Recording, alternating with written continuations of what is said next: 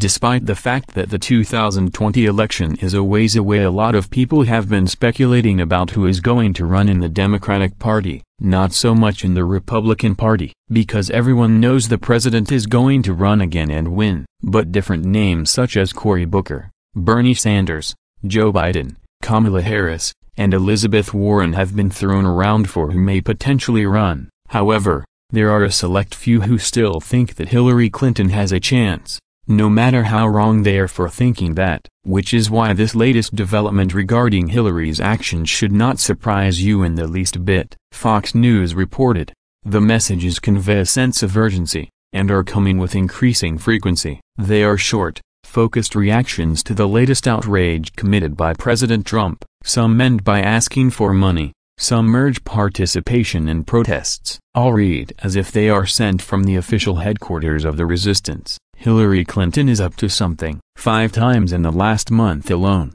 she sent emails touting her super PAC's role in combating President Trump. Most seized on headline events, such as the family separation issue at the southern border. Under the message line, "Horrific," she wrote June 18, "This is a moral and humanitarian crisis. Every one of us who has ever held a child in their arms, and every human being with a sense of compassion and decency should be outraged." She said she warned about Trump's immigration policies during the 2016 campaign. 3 days later, she was back again, saying that her group, Onward Together, raised $1 million and would split it among organizations working to change border policy, including the American Civil Liberties Union and a gaggle of immigrant, refugee, Latino and women's groups. And the day after Supreme Court Justice Anthony Kennedy announced his retirement, Clinton introduced a newly minted resistance partner, called Demand Justice. It promises to protect reproductive rights,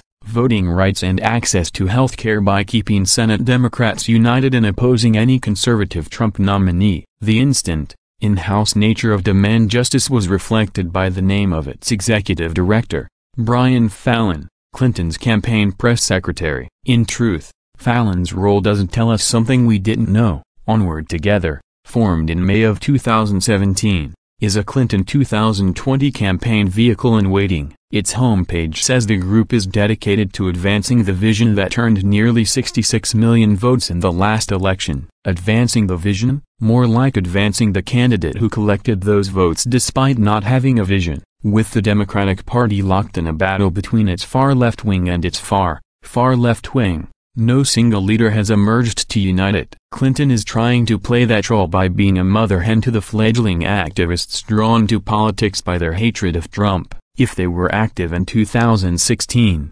most probably supported Bernie Sanders in his primary challenge to Clinton. But by helping to fund them now, she is putting them in her debt for later. But will she need their support later? Is she really going to make a third run for the White House? Not long ago, I told a group of friends, all liberal dems, that I believed she was keeping open the possibility of a rematch against Trump, and might already have decided to run. It was unanimous. They were horrified. I would not give her a single cent. One man, formerly a big donor to Clinton, said emphatically. Their reasons are no surprise. Her moment has passed. She was a terrible candidate and her endless claims of victimhood are tiring rather than inspiring. It's time to find new blood. Those assessments are unassailable, and certainly are shared by the 20 or so dems lining up to take their shot at the nomination. Moreover, there isn't any clamoring for another Clinton run in Hollywood or other leftist hotbeds. They want a new blockbuster, not a sequel to failure. So she's toast, right? Maybe. On the other hand, the odds are zero that she is playing community organizer just to be a kingmaker. When it comes to money and power, the Clintons assume charity begins at home. Here's how I believe she sees the playing field, and why she can't be ignored. First, because there's no clear front-runner for the nomination. 18 months into Trump's presidency, Clinton remains the closest thing to an incumbent. She's also got numerous advantages,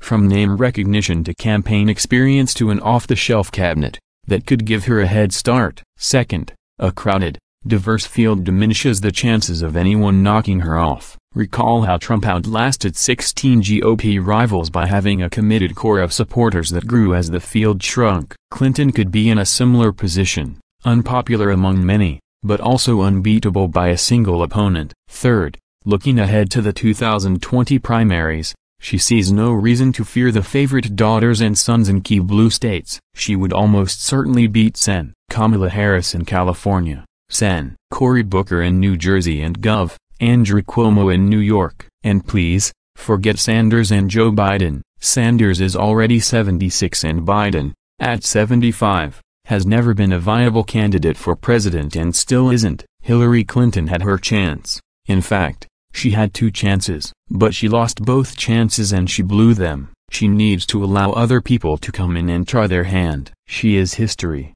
She is of the past. Not only is she hurting her party by remaining in the game, but she is hurting the American people, because the American people deserve better and they deserve to have a real representative of the people. Someone who truly loved their country would take the loss and move out of the space. Just as our first president George Washington resigned his commission to the Annapolis State House in Maryland. It was a transition from military rule to democratic rule. Hillary Clinton should have allowed the transition between different parties and moved on. As history shows, it is the American way, but she failed to do that, showing exactly who she is by trying to remain in the political game.